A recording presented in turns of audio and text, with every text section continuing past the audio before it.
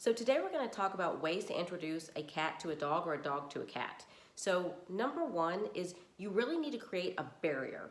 A baby gate is ideal because you actually do want them to see each other, smell each other, hear each other, but you want a baby gate so they can't learn to run from each other, which a cat often will do from a dog, or a dog running up to the cat and charging a cat. You don't want any of that to happen, so the barrier is going to prevent that while getting the dog and the cat desensitized to each other and ultimately getting them more bored with one another. And that's what you're really going for. You want the cat and dog to be bored of one another before they start to interact. So number two, when you start to let them interact, I would have the cat loose and I would have the dog on leash. And have the dog on leash so that way, again, the dog can't, do a behavior that's going to in turn scare the cat and that be their relationship.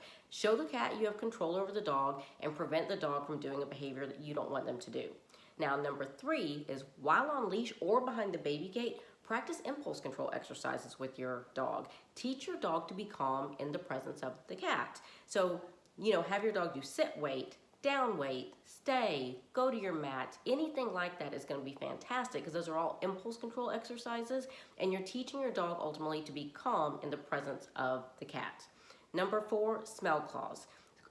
So what you do is you take a cloth, you pet the cat with it, you pet the dog with it, and then you put them in each other's area. So then the cat and the dog can smell each other without, again, running up on each other to get the smell. So do a smell cloth every single day and swap it out and get them where every day they get to smell each other without again having to immediately interact with one another.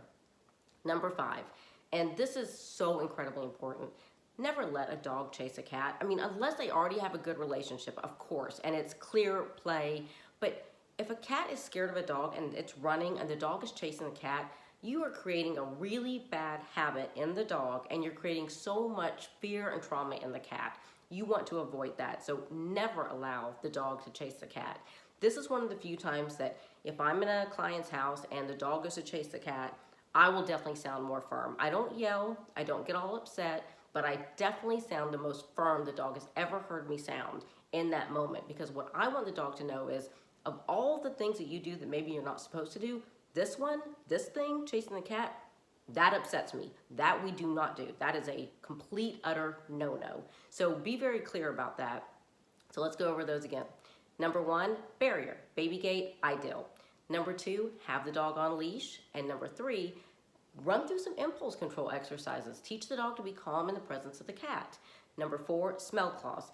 Pet each animal, trade out the smell cloths into their areas so they can smell each other.